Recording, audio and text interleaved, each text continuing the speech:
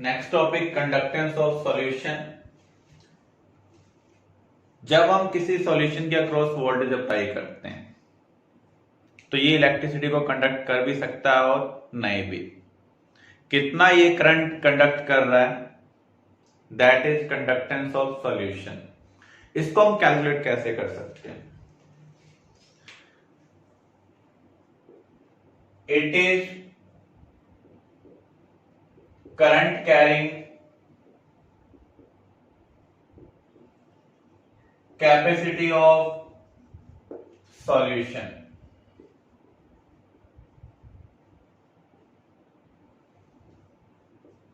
given by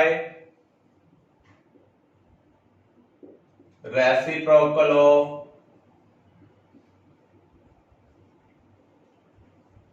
resistance of solution।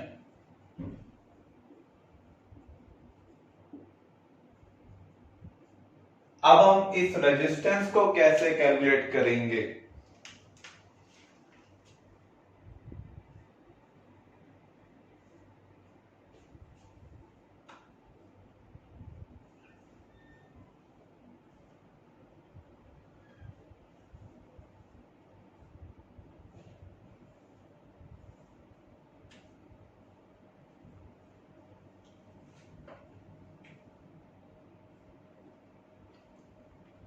यहां पर R1 R2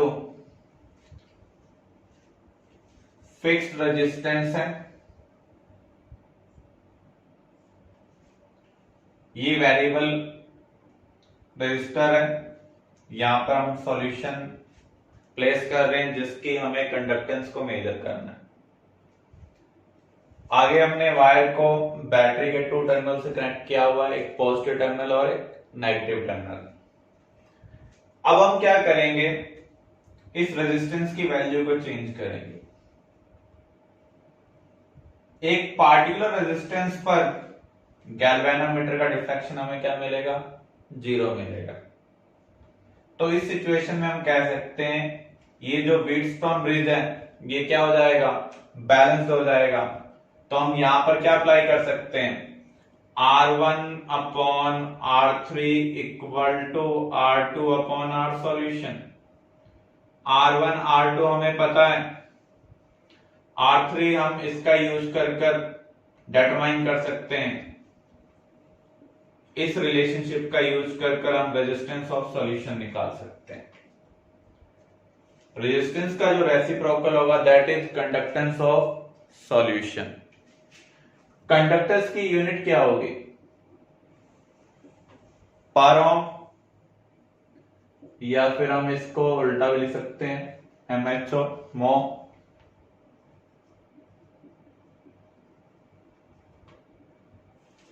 siemens भी कंडक्टेंस की यूनिट है। क्लियर? तो कंडक्टेंस यहां पर current carrying capacity of solution है। इसको हम कैलकुलेट करते हैं बाय रेसिप्रोकल ऑफ रेजिस्टेंस। किसी भी सॉल्यूशन का अगर आपको रेजिस्टेंस कैलकुलेट करना है तो हमें व्हीटस्टोन ब्रिज का यूज करना होगा। जब गैल्वेनोमीटर का डिफ्लेक्शन 0 हो जाएगा तो व्हीटस्टोन ब्रिज क्या हो जाएगा? बैलेंस्ड। तो हम इस रिलेशनशिप का यूज कर रेजिस्टेंस ऑफ सॉल्यूशन को कैलकुलेट कर सकते हैं। कंडक्टेंस डिपेंड किसके ऊपर करता है?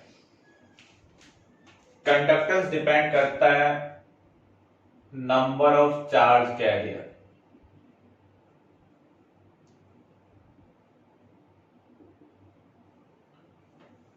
चार्ज कैरियर 2 टाइप के होते हैं, फ्री आयंस और इलेक्ट्रॉन्स।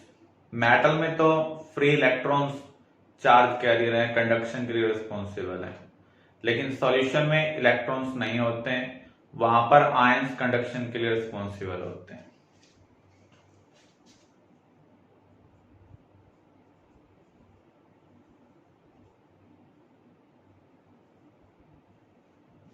दूसरा डिपेंड करता है स्पीड ऑफ चार्ज कैरियर, या फिर आप इसको इस तरीके से भी रिलेट कर सकते हैं, हमें कुछ काम करवाना है और उसके लिए हम लेबर हायर करेंगे। जितनी ज्यादा लेबर हायर करेंगे उतना ज्यादा स्पीडली वर्क होगा, और जितनी अच्छी लेबर की स्पीड होगी उतना ज्यादा हम वर्क कर पाएंगे। तो यहां पर चार्ज कैरियर पॉजिटिव और नेगेटिव आयन जो अपोजिट चार्ज इलेक्ट्रोड की तरफ माइग्रेट कर रहे हैं, जितने ज्यादा माइग्रेट करेंगे, जितनी ज्यादा स्पीड से माइग्रेट करेंगे, उतना ज्यादा charge per unit time carry होगा, और उससे हम क्या बोलते हैं, कंडक्शन। तो कोई भी फैक्टर जो इनमें से किसी को भी चेंज करे वो कंडक्टेंस ऑफ सॉल्यूशन को चेंज कर सकता है।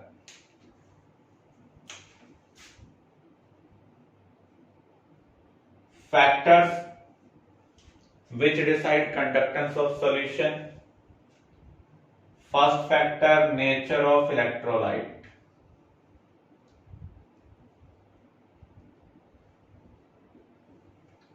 हमारे पास दो टाइप के इलेक्ट्रोलाइट हैं, स्ट्रॉन्ग एंड वीक इलेक्ट्रोलाइट। दोनों में डिफरेंस क्या है?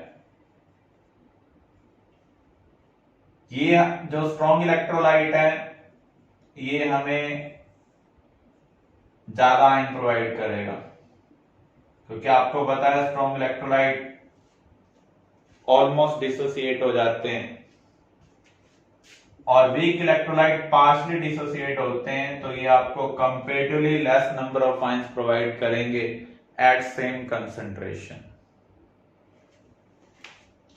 तो जिसके आयंस ज्यादा होंगे उसकी कंडक्टेंस भी क्या होगी, ज्यादा होगी। आपके पास दो सॉल्यूशन है, acetic acid solution 0.1 molar, 0.1 molar hydrochloric acid solution, किसका कंडक्टेंस ज्यादा होगा, हाइड्रोक्लोरिक का, क्योंकि ये स्ट्रॉन्ग इलेक्ट्रोलाइट है, ये आपको ज्यादा आयन प्रोवाइड करेगा।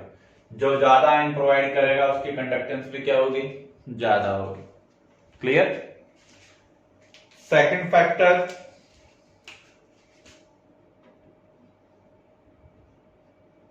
टेम्परेचर। अगर हम टेम्परेचर इंक्रीज करें तो काइनेटिक एनर्जी ऑफ आयंस, या फिर हम कह सकते हैं स्पीड क्या होगी, इंक्रीज होगी।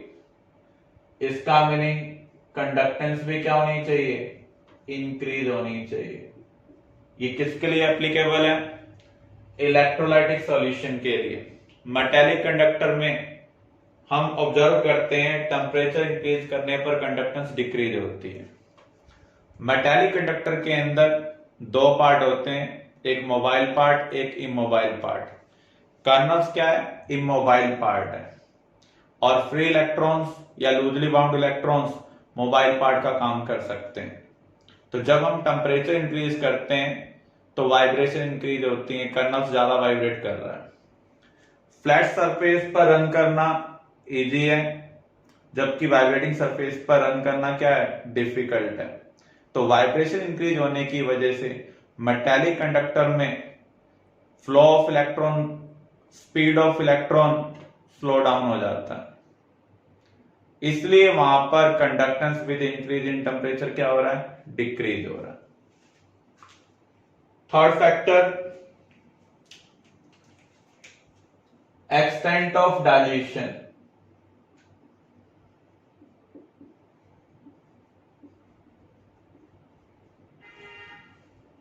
जब हम डाइल्यूशन करते हैं तो क्या होता है, स्ट्रॉन्ग इलेक्ट्रोलाइट के केस में जब आप डाइल्यूशन करेंगे तो उस केस में आयन आयन इंटरेक्शन डिक्रीज होगा, जिससे स्पीड क्या होगी, इंक्रीज होगी। स्पीड इंक्रीज होगी तो कंडक्टेंस भी क्या होगी, इंक्रीज होगी। इसको हम ऑब्जर्व करते हैं।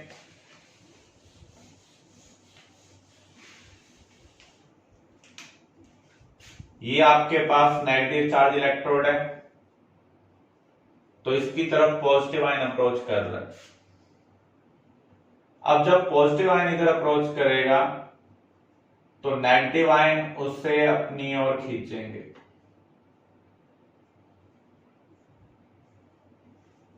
अगर आप डाइल्यूशन करते हैं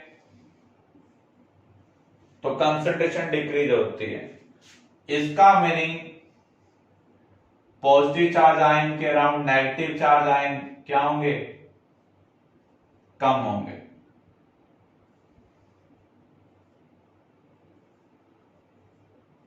तो आप देख रहे हैं टांग खींचने वाले कम होते जा रहे हैं, मींस बैकवर्ड फोर्स क्या हो रहा है, कम हो रहा है। तो इधर स्पीड क्या हो रही है, इंक्रीज हो रही है। जब हम इधर डाइल्यूशन इंक्रीज कर रहे हैं तो हम क्या ऑब्जर्व कर रहे हैं, पॉजिटिव आयन के अराउंड नेगेटिव आयन और नेगेटिव आयन के अराउंड पॉजिटिव आयन क्या होंगे, कम होते जाएंगे। कोई भी आयन अपोजिट चार्ज इलेक्ट्रोड की तरफ माइग्रेट करता है, जो अपोजिट चार्ज आयन होंगे वो बैकवर्ड फोर्स अप्लाई कर रहे हैं, स्पीड को कम कर रहे हैं। तो जब आप डाइल्यूशन कर रहे हैं number of opposite charge ion क्या हो रहे हैं, इसके अराउंड डिक्रीज होते जा रहे हैं। तो स्पीड ऑफ आयंस क्या हो रही है, इंक्रीज हो रही है, इसलिए कंडक्टेंस भी क्या हो रही है, इंक्रीज हो रही है। वीक इलेक्ट्रोलाइट के लिए क्या होगा,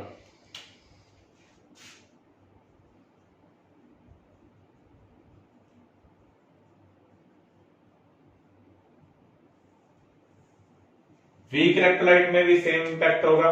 साथ में एक चीज और होगी, आपने आयनिक इक्विलिब्रियम में पढ़ा था, according to Ostwald law of dilution, alpha और कंसंट्रेशन में क्या रिलेशनशिप है, इनवर्स रिलेशनशिप है। अगर आप डाइल्यूशन करते हैं तो कंसंट्रेशन क्या हो रही है, डिक्रीज हो रही है। डिग्री ऑफ डिसोसिएशन क्या होगा, इंक्रीज होगा। वीक इलेक्ट्रोलाइट के लिए ऑन डाइल्यूशन हम क्या ऑब्जर्व कर रहे हैं, कंसंट्रेशन डिक्रीज हो रही है। सी यहां पर कंसंट्रेशन को रिप्रेजेंट कर रहा है, तो अल्फा क्या होगा, इंक्रीज होगा। अल्फा इंक्रीज होने का मीनिंग क्या है, नंबर ऑफ आयंस इंक्रीज हो रहे हैं। अगर नंबर ऑफ आयंस इंक्रीज होंगे तो कंडक्टेंस भी क्या होगी, इंक्रीज होगी। चाहे आप स्ट्रॉन्ग इलेक्ट्रोलाइट लें चाहे वीक इलेक्ट्रोलाइट लें, डाइल्यूशन करने पर कंडक्शन इंक्रीज होता है। स्ट्रॉन्ग इलेक्ट्रोलाइट के केस में स्पीड ऑफ आयंस इंक्रीज हो रही है, जबकि वीक इलेक्ट्रोलाइट में स्पीड के साथ साथ नंबर ऑफ आयंस भी इंक्रीज हो रहे हैं, टोटल नंबर ऑफ आयंस, इसलिए कंडक्टेंस क्या हो रहा है, इंक्रीज हो रहा है। Fourth factor, extent of hydration.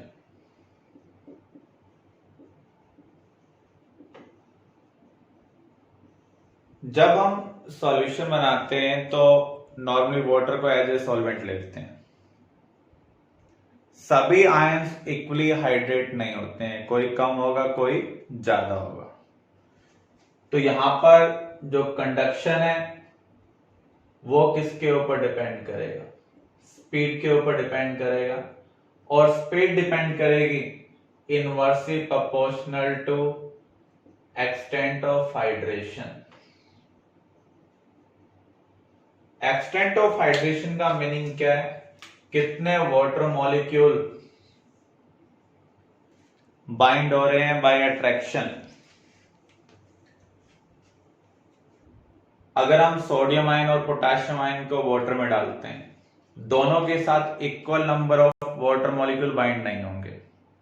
इसका रीजन क्या है, सोडियम और पोटेशियम का साइज सेम नहीं है, तो उनकी चार्ज डेंसिटी भी सेम नहीं होगी। अगर चार्ज डेंसिटी सेम नहीं है तो एक्सटेंट ऑफ अट्रैक्शन जो है वो डिफरेंट होगा, इसलिए वो different number of water molecule को बाइंड करेंगे। जो ज्यादा वाटर मॉलिक्यूल को बाइंड करेंगे वो बल्की हो जाएंगे, हैवी हो जाएंगे, उनको ट्रैवल करना डिफिकल्ट हो जाएगा। अगर उनकी स्पीड कम होगी तो कंडक्शन भी क्या होगा, कम होगा। डाउन द ग्रुप जब आप मूव करते हैं तो साइज इंक्रीज हो रहा है, इसका मीनिंग जो चार्ज डेंसिटी है वो क्या हो रही है, कम हो रही है। एक्सटेंट ऑफ हाइड्रेशन कम हो रहा है। तो down the group speed of ion increase हो रही है, इसलिए कंडक्टेंस ऑफ आयंस भी क्या हो रही है, इंक्रीज हो रही है। इसको हम डेली लाइफ के एग्जांपल से भी ले सकते हैं। आप और हम किसी शॉपिंग मॉल में चले जाएं या कहीं विजिट करने चले जाएं तो हमारे अराउंड क्राउडिंग ज्यादा नहीं होगी, क्योंकि हमें जानने वाले लोग कम होंगे। लेकिन कोई famous personality like Virat Kohli, Sachin Tendulkar, अगर ये कहीं विजिट करने चले जाते हैं तो इनके अराउंड क्राउडिंग ज्यादा हो जाएगी, तो उनको मूव करना डिफिकल्ट हो जाएगा। तो जिसके लिए मूव करना डिफिकल्ट होगा उसकी स्पीड कम होगी। तो यहां पर इसी व्याप पर हम आयन के रिगार्डिंग कह सकते हैं, जिस आयन का अट्रैक्शन ज्यादा होगा उसके अराउंड वाटर मॉलिक्यूल ज्यादा गैदर होंगे, स्पीड कम होगी। कंडक्शन किसके ऊपर डिपेंड करती है, स्पीड ऑफ आयंस के ऊपर डिपेंड करती है। तो down the group conductance increase होगी। केटायन में सबसे ज्यादा कंडक्टेंस है H+ की, अनायन में सबसे ज्यादा कंडक्टेंस है OH नेगेटिव की। ये चीज नोट कर लें अपनी नोटबुक में। केटायन में सबसे ज्यादा कंडक्टेंस कौन शो करता है, H+, अनायन में OH नेगेटिव। अगर आपसे पूछ लिया जाए HCl और सोडियम क्लोराइड में से बेटर कंडक्टर कौन है, तो यहां पर अनायन तो सेम है लेकिन केटायन डिफरेंट है। तो H+ और Na पॉजिटिव में से बेटर कंडक्टर कौन है, H+ है। क्लियर? तो ये फैक्टर हैं जो कंडक्शन ऑफ सॉल्यूशन को डिसाइड करते हैं।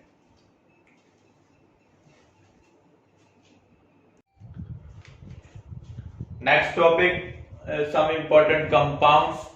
फर्स्ट हम स्टडी करने जा रहे हैं कॉमन साल्ट और टेबल साल्ट। इसका जो केमिकल नेम है वो क्या है, सोडियम क्लोराइड। इसको हम प्रिपेयर कैसे करते हैं, by evaporation of sea water और सम लेक वाटर। एक्चुअल में सी वाटर और लेक वाटर के अंदर साल्ट का कंटेंट बहुत ज्यादा है। जब रिवर फ्लो करती है तो अपने साथ अर्थ क्रस्ट से साल्ट को डिसॉल्व करती है। अल्टीमेटली रिवर वाटर कहां पर जा रहा है, सी वाटर में जा रहा है, तो वहां पर साल्ट का अमाउंट ज्यादा होता जा रहा है। तो हाई कंसंट्रेशन की वजह से हम सी वाटर और लेक वाटर को इवेपोरेट कर साल्ट को ऑब्टेन कर सकते हैं। जो रॉक साल्ट है वो रॉक की फॉर्म में, एक्चुअल में ये भी सी वाटर से ही बना हुआ है जो कभी एग्जिस्ट करता था। फॉर एग्जांपल हिमालयन रीजन जो बना है वो किसकी वजह से बना है, टेक्टोनिक प्लेट्स के स्ट्राइक की वजह से। वहां पर कभी सी एग्जिस्ट करता था। जब वो सी वाटर उन प्लेट्स के बीच में फंस गया और विद टाइम इवेपोरेट हो गया, अंडर प्रेशर जो साल्ट था वो रॉक की फॉर्म में कन्वर्ट हो गया। इसलिए हम इसको क्या बोलते हैं, रॉक साल्ट बोलते हैं। ये ब्राउन कलर है due to presence of impurities. जो हम खाने के लिए यूज करते हैं उसके अंदर हम स्मॉल अमाउंट ऑफ आयोडीन को मिक्स करते हैं। इसको ऐड करने का पर्पज क्या है, अगर हम इसको यूज नहीं करेंगे तो कुछ थायराइड इश्यू हो सकते हैं, या फिर हमें सिंगाड़ा यूज करना चाहिए जिसके अंदर आयोडीन प्रेजेंट होता है। ये हाइग्रोस्कोपिक इन नेचर है। इसका मीनिंग क्या है, ऐसे साल्ट जब वो मॉइस्चर के कांटेक्ट में आते हैं तो वेट हो जाएं।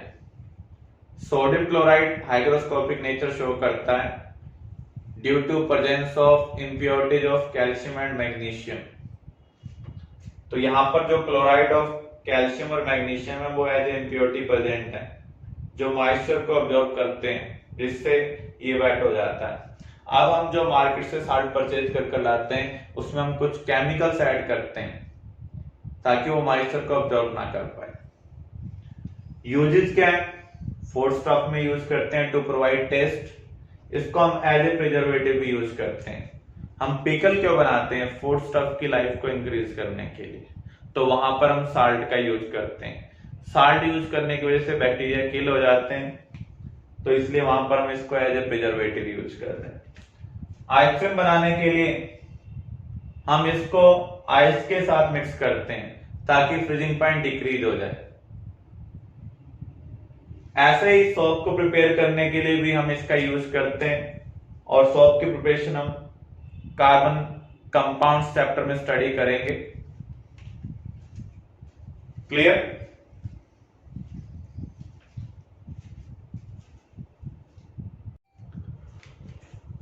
Next topic, some important compounds. First हम स्टडी करने जा रहे हैं कॉमन साल्ट और टेबल साल्ट। इसका जो केमिकल नेम है वो क्या है, सोडियम क्लोराइड। इसको हम प्रिपेयर कैसे करते हैं, by evaporation of sea water और सम लेक वाटर। एक्चुअल में सी वाटर और लेक वाटर के अंदर साल्ट का कंटेंट बहुत ज्यादा है। जब रिवर फ्लो करती है तो अपने साथ अर्थ क्रस्ट से साल्ट को डिजोल्व करती है। अल्टीमेटली रिवर वाटर कहां पर जा रहा है, सी वाटर में जा रहा है, तो वहां पर साल्ट का अमाउंट ज्यादा होता जा रहा है। तो हाई कंसंट्रेशन की वजह से हम सी वाटर और लेक वाटर को इवेपोरेट कर कर साल्ट को ऑब्टेन कर सकते हैं। जो रॉक साल्ट है वो रॉक की फॉर्म में, एक्चुअल में ये भी सी वाटर से ही बना हुआ है जो कभी एग्जिस्ट करता था। फॉर एग्जांपल हिमालयन रीजन जो बना है वो किसकी वजह से बना है, टेक्टोनिक प्लेट्स के स्ट्राइक की वजह से। वहां पर कभी सी एग्जिस्ट करता था। जब वो सी वाटर उन प्लेट्स के बीच में फंस गया और विद टाइम इवेपोरेट हो गया, अंडर प्रेशर जो साल्ट था वो रॉक की फॉर्म में कन्वर्ट हो गया। इसलिए हम इसको क्या बोलते हैं, रॉक साल्ट बोलते हैं। ये ब्राउन कलर है due to presence of impurities. जो हम खाने के लिए यूज करते हैं उसके अंदर हम स्मॉल अमाउंट ऑफ आयोडीन को मिक्स करते हैं। इसको ऐड करने का पर्पज क्या है, अगर हम इसको यूज नहीं करेंगे तो कुछ थायराइड इश्यू हो सकते हैं, या फिर हमें सिंगाड़ा यूज करना चाहिए जिसके अंदर आयोडीन प्रेजेंट होता है। ये हाइग्रोस्कोपिक इन नेचर है। इसका मीनिंग क्या है, ऐसे साल्ट जब वो मॉइस्चर के कांटेक्ट में आते हैं तो वेट हो जाएं।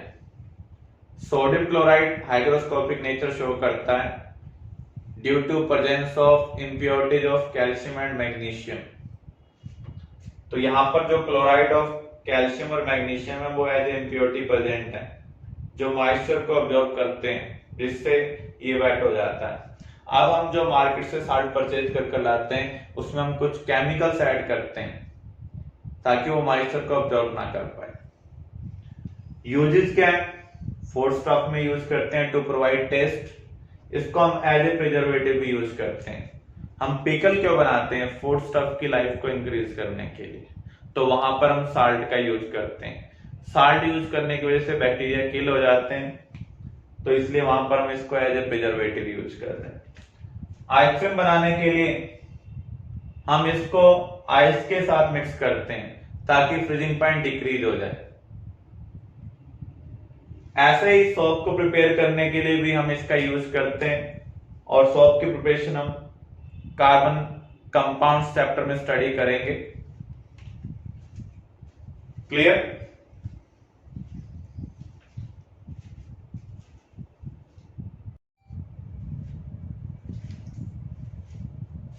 नेक्स्ट हम स्पेसिफिक कंडक्टेंस और कंडक्टिविटी।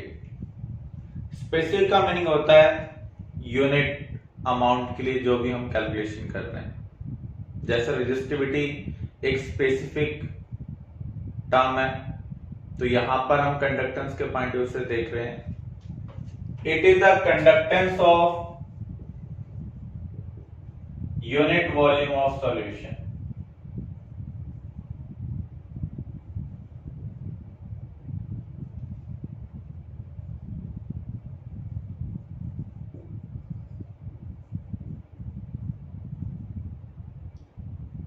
नॉर्मली हम यहां पर यूनिट वॉल्यूम को ज्यूम कर रहे हैं 1 क्यूबिक सेंटीमीटर ऑफ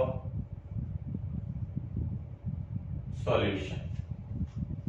इसको रिप्रेजेंट करने के लिए हम के टाइप का सिंबल लेते हैं। ये ग्रीक लेटर है, इसे हम बोलते हैं कापा। तो 1 क्यूबिक सेंटीमीटर ऑफ सॉल्यूशन की जो कंडक्टेंस होगी उसे हम क्या कहेंगे, specific conductance. Relationship between conductance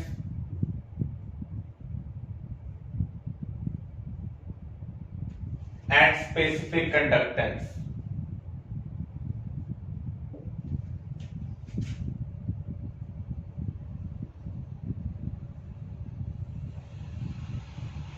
conductance और स्पेसिफिक कंडक्टेंस में क्या रिलेशनशिप है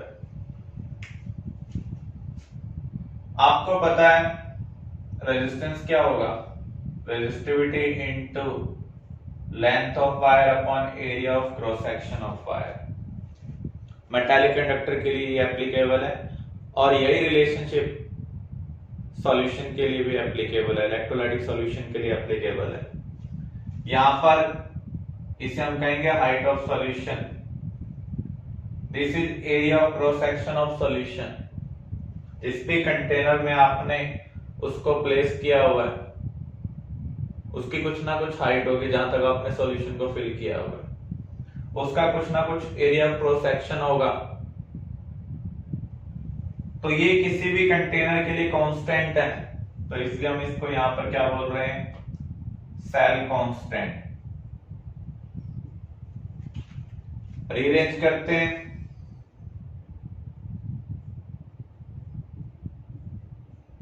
तो आपको ये मिल रहा है। रेजिस्टिविटी का उल्टा क्या होगा, कंडक्टिविटी। रेजिस्टेंस का उल्टा क्या होगा, कंडक्टेंस। तो यहां पर हम क्या कह सकते हैं, कंडक्टिविटी किसके इक्वल है, conductance into cell constant. Conductance into cell constant. इसकी यूनिट क्या होगी,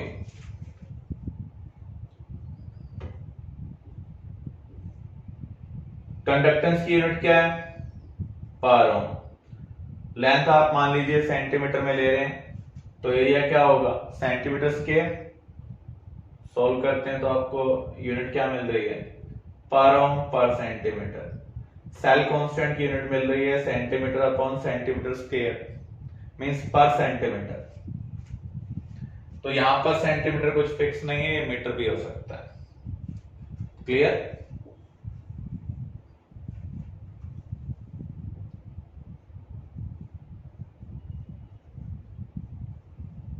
next term molar conductance.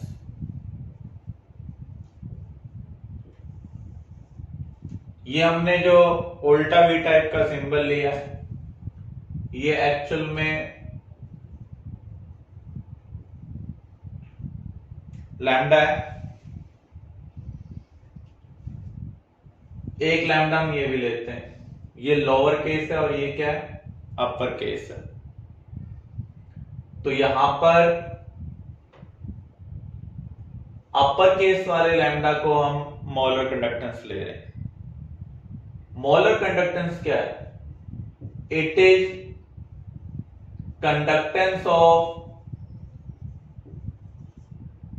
That solution which contains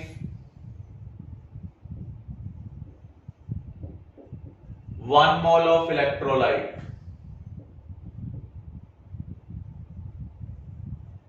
ये इस वॉल्यूम की कंडक्टेंस है जिसके अंदर 1 मोल ऑफ इलेक्ट्रोलाइट प्रेजेंट है। वो वॉल्यूम 1 क्यूबिक सेंटीमीटर हो सकता है, 1 लीटर हो सकता है, 1000 लीटर हो सकता है। तो जिस वॉल्यूम में 1 मोल ऑफ इलेक्ट्रोलाइट हो उसे हम क्या कहेंगे, मोलर कंडक्टेंस। तो यहां पर मोलर कंडक्टेंस को हम रिप्रेजेंट करते हैं लैम्डा सबस्क्रिप्ट m से। Relationship between molar conductance and specific conductance.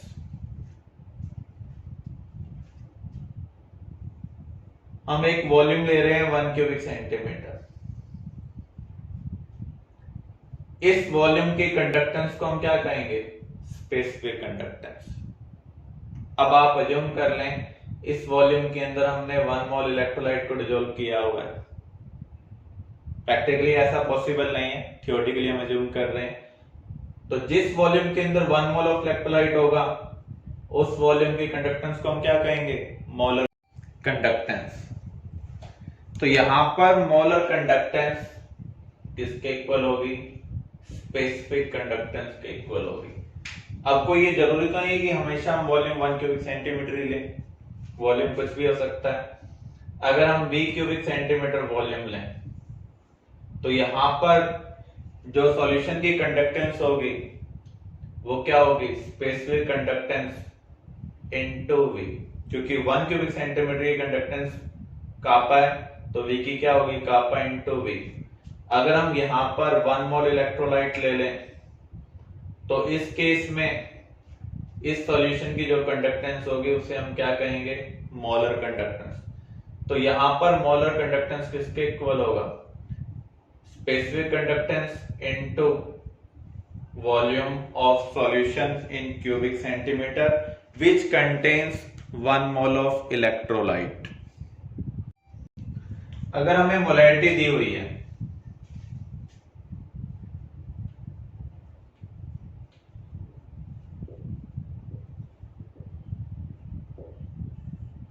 Molarity का मीनिंग क्या होगा, जितनी मोलैरिटी दी हुई है, मान लो मोलैरिटी x दी हुई है तो हम क्या कहेंगे x moles present in 1 litre और 1000 क्यूबिक सेंटीमीटर ऑफ सॉल्यूशन। यही मोलैरिटी की डेफिनेशन है, number of moles present in 1 litre of solution. हमें वो वॉल्यूम फाइंड आउट करना है क्यूबिक सेंटीमीटर में जिसमें 1 मोल इलेक्ट्रोलाइट प्रेजेंट हो। तो 1 मोल किस में प्रेजेंट होगा, 1000 बाय x यहां पर किसको रिप्रेजेंट कर रहा है, मोलैरिटी को। तो ये किसको रिप्रेजेंट कर रहा है एक्चुअल में, v क्यूबिक सेंटीमीटर को। अगर हम इसको यहां पर पुट करते हैं तो रिलेशनशिप क्या मिल रही है, molar conductance equal to specific conductance into 1000 by molarity. लेकिन ये तभी एप्लीकेबल है जब हम यूनिट क्या ले रहे हो, सेंटीमीटर टाइप में ले रहे हो। मोलर कंडक्टेंस की यूनिट क्या होगी, इसकी यूनिट है पर ओम पर सेंटीमीटर। 1000 की कोई यूनिट नहीं है। मोलैरिटी की यूनिट क्या होगी, मोल पर लीटर। तो ऊपर लेंगे तो पर मोल आ जाएगा, पर लीटर ऊपर जाकर लीटर में कन्वर्ट हो जाएगा। लीटर किससे रिलेटेड है, क्यूबिक सेंटीमीटर से। इसको फर्दर सोल्व करते हैं तो आपको मिल रहा है पर ओम सेंटीमीटर स्क्वायर पर मोल। तो ये यूनिट है किसकी, मोलर कंडक्टेंस की। तो आपको यूनिट याद रखने की जरूरत नहीं है, जब रिक्वायरमेंट हो तभी आप रिलेशनशिप का यूज कर निकाल सकते हैं, अदरवाइज आप मिस्टेक करेंगे। क्लियर। इक्विवेलेंट कंडक्टेंस, जैसा भी हमने मोलर कंडक्टेंस में पढ़ा, it is conductance of that volume of solution which contain 1 mole of electrolyte. यहां पर हम क्या कहेंगे, which contain 1 gram equivalent of electrolyte. So it is conductance of that volume of solution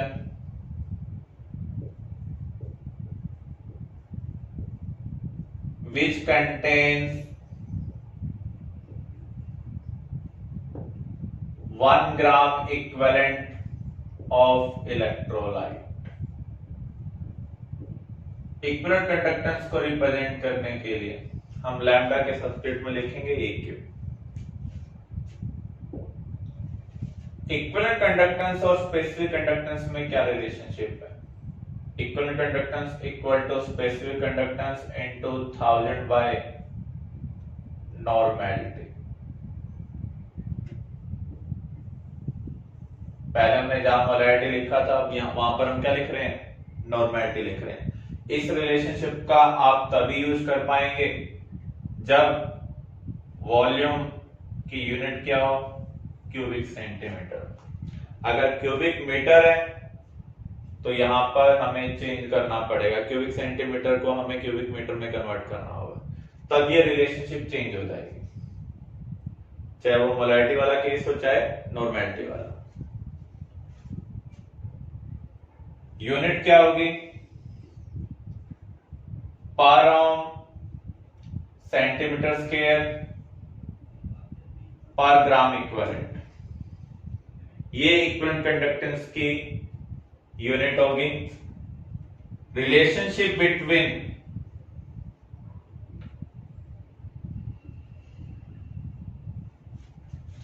equivalent conductance and molar conductance.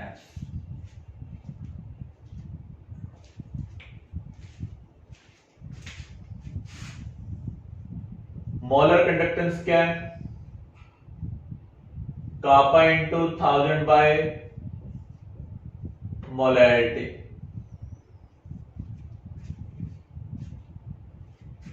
Molarity और normality में क्या relationship होती है, नॉर्मेलिटी होगी मोलैरिटी इनटू वैलेंस फैक्टर। तो मोलैरिटी की जगह मैं क्या लिख सकता हूं, नॉर्मेलिटी बाय वैलेंस फैक्टर। तो यहां पर हम इसको रीअरेंज कर रहे हैं तो आपको मिल रहा है ये किसको रिप्रेजेंट कर रहा है, इक्विवेलेंट कंडक्टेंस को। ये किसको रिप्रेजेंट कर रहा है, वैलेंस फैक्टर को। इसका मीनिंग मोलर कंडक्टेंस क्या होगी, equivalent conductance into valence factor. अब हम कुछ न्यूमेरिकल सॉल्व करते हैं on the basis of molar conductance, specific conductance.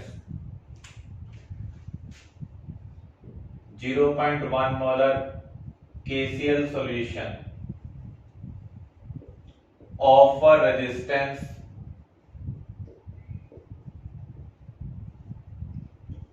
100 ohm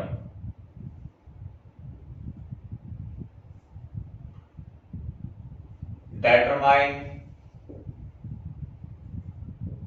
specific conductance and molar conductance of solution given cell constant 0.01 पर सेंटीमीटर।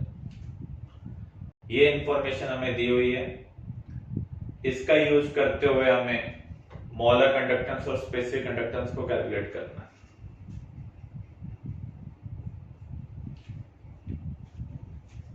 फॉर स्पेसिफिक कंडक्टेंस और conductivity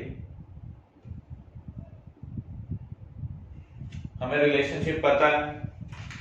specific conductance क्या होगी, conductance into cell constant. Conductance क्या है, reciprocal of resistance. तो resistance आपको कितना दिया हुआ है, 100, L बाय 0.01 सोल्व करते हैं तो आपको क्या मिल रहा है, 10⁻⁻⁴। यूनिट क्या होगी, पर ओम पर सेंटीमीटर। इसकी यूनिट क्या है, पर ओम पर सेंटीमीटर। दूसरी चीज हमें क्या कैलकुलेट करनी है, मोलर कंडक्टेंस कैलकुलेट करनी है। मोलर कंडक्टेंस और स्पेसिफिक कंडक्टेंस में क्या रिलेशनशिप है, specific conductance into 1000 by molarity.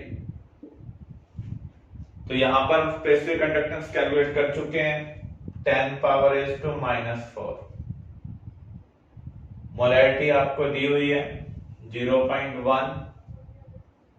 तो यहां पर आपको ध्यान रखना है, ये रिलेशनशिप हम तभी यूज कर सकते हैं जब सेल कांस्टेंट की यूनिट सेंटीमीटर की टर्म में, अदरवाइज हमें इस रिलेशनशिप को मॉडिफाई करना होगा। सॉल्व कर रहे हैं तो आपको क्या मिल रहा है, 1 मिल रहा है। यूनिट क्या होगी, पर ओम सेंटीमीटर स्क्वायर पर मोल। तो यहां पर सबसे पहले हमने रेजिस्टेंस का यूज करते हुए, सेल कांस्टेंट का यूज करते हुए स्पेसिफिक कंडक्टेंस को हमने कैलकुलेट किया है। इसके बाद हमने मोलर कंडक्टेंस को कैलकुलेट किया using specific conductance and molarity. Clear. Another numerical, 0.1 molar potassium chloride solution of a resistance 100 ohm and shows specific conductance 10⁻⁻⁴. Determine molar conductance of 0.001 molar KCl solution if it offer resistance 50 ohm. जब हमने ये data determine किया तो दोनों के लिए हमने electrolytic cell क्या लिए, सेम लिए। अगर आप ध्यान से देखें, जो 0.001 मोलर KCl सॉल्यूशन है, इसके लिए हमें क्या डिटरमाइन करना है, मोलर कंडक्टेंस। मोलर कंडक्टेंस की रिलेशनशिप क्या होती है, specific conductance into 1000 by molarity. तो यहां पर हमें इसके लिए स्पेसिफिक कंडक्टेंस को कैलकुलेट करना होगा। तो यहां पर इस सॉल्यूशन के लिए स्पेसिफिक कंडक्टेंस आपको नहीं दी हुई है। अब स्पेसिफिक कंडक्टेंस हम कैसे निकालेंगे, कंडक्टेंस इनटू सेल कांस्टेंट। तो यहां पर सेल कांस्टेंट की भी कोई इंफॉर्मेशन नहीं है।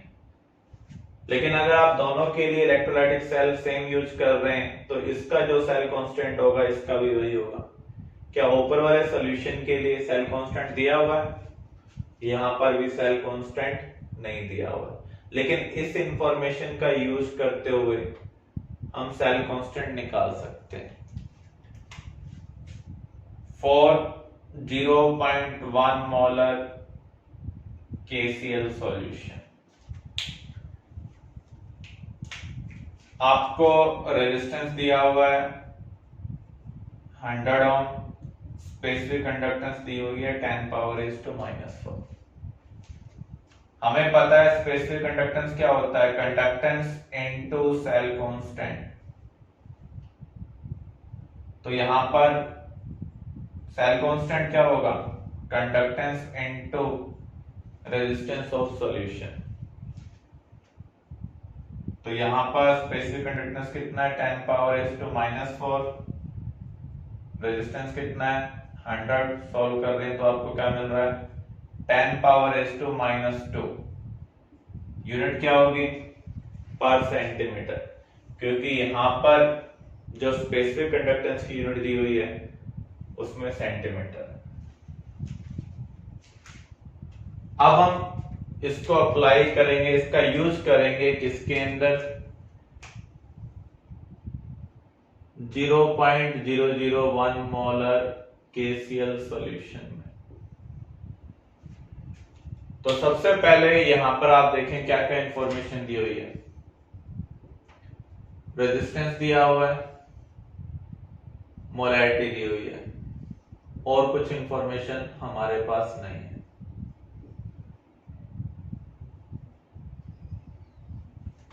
अब देखिए सबसे पहले हम कैलकुलेट करेंगे स्पेसिफिक कंडक्टेंस। क्या होगा, reciprocal of resistance into cell constant. दोनों के लिए इलेक्ट्रोलाइटिक सेल सेम है, तो यहां पर जो सेल कांस्टेंट है यहां पर भी क्या होगा, सेम होगा। तो 1/50 इंटू 10⁻⁻²। अब आपको निकालना क्या है, मोलर कंडक्टेंस। मोलर कंडक्टेंस क्या है, specific conductance into 1000 by molarity. Specific conductance है 1/50 into 10⁻⁻² into 1000 by molarity. Molarity कितनी है 10⁻⁻3। तो यहां पर ये 10⁻⁶ है, आपके पास बच रहा है 10⁻⁴। तो ये अगर हम फर्दर सॉल्व करते हैं तो इसको ऐसे भी लिख सकते हैं, 100/50 क्या होगा 2, तो ये आपको मिल रहा है 200। इसकी यूनिट क्या होगी, पर ओम सेंटीमीटर स्क्वायर पर मोल। क्लियर। तो यहां पर हमने सबसे पहले स्पेसिफिक कंडक्टेंस को कैलकुलेट किया, उसका यूज कर हम मोलर कंडक्टेंस को कैलकुलेट कर रहे हैं। क्योंकि दोनों के लिए इलेक्ट्रोलाइटिक सेल सेम है, इसलिए सेल कांस्टेंट की वैल्यू भी क्या होगी, सेम होगी। Next numerical, the resistance of A solution A is 50 ohm and resistance of a solution B is 100 ohm when placed separately in same electrolytic cell। अगर हम इन दोनों का इक्वल वॉल्यूम मिक्स कर दें या किसी भी रेशियो में मिक्सिंग कर दें हम और इसको सेम सेल में प्लेस करें, तो उस केस में न्यू सॉल्यूशन का रेजिस्टेंस क्या होगा। जब हम सॉल्यूशन को मिक्स करते हैं तो जो स्पेसिफिक कंडक्टेंस होगी वो ऐड होगी, क्योंकि नंबर ऑफ आयंस ऐड हो रहे हैं। लेकिन जब आप वॉल्यूम डबल करते हैं तो कंसंट्रेशन भी क्या होगी, हाफ होगी। इसलिए न्यू स्पेसिफिक कंडक्टेंस क्या होगी, K1 + K2/2। देखो आपने पढ़ा था जो स्पेसिफिक कंडक्टेंस है वो यूनिट वॉल्यूम की कंडक्टेंस है। यूनिट वॉल्यूम में जितने आयंस प्रेजेंट होंगे, आप दो सॉल्यूशन को मिक्स करें तो दोनों का आयन ऐड हो रहे हैं। लेकिन अगर आप एक सॉल्यूशन के पॉइंट ऑफ व्यू से देखें तो वॉल्यूम क्या हो रहा है, डबल हो रहा है। तो इसका मीनिंग उसकी जो कंसंट्रेशन है वो हाफ हो जाएगी। इसलिए न्यू स्पेसिफिक कंडक्टेंस क्या आ रही है, K1 प्लस K2/2। अब स्पेसिफिक कंडक्टेंस और रेजिस्टेंस में क्या रिलेशनशिप है, इनवर्स रिलेशनशिप है। सेल कांस्टेंट को हम यहाँ पर कंसिडर नहीं करेंगे क्योंकि सबके लिए इलेक्ट्रोलाइटिक सेल हमने क्या ली है, सेम ली है। तो इसलिए यहां पर हम क्या कह सकते हैं, 1/r equal to 1/r1 plus 1/r2 upon 2। इसको रीअरेंज करते हैं तो आपको मिल रहा है 2/r equal to 1/r1 plus 1/r2। r हमें निकालना है, R1 कितना दिया हुआ है 50 ओम, R2 कितना दिया हुआ है 100 ओम। अब आप इसे फर्दर सोल्व करें तो 1/50 को हम लिख सकते हैं 2/100, तो ये आपको मिल रहा है 3/100। फर्दर अरेंज करें तो R आपको क्या मिल रहा है 200/3 मीन 66.6 ओम।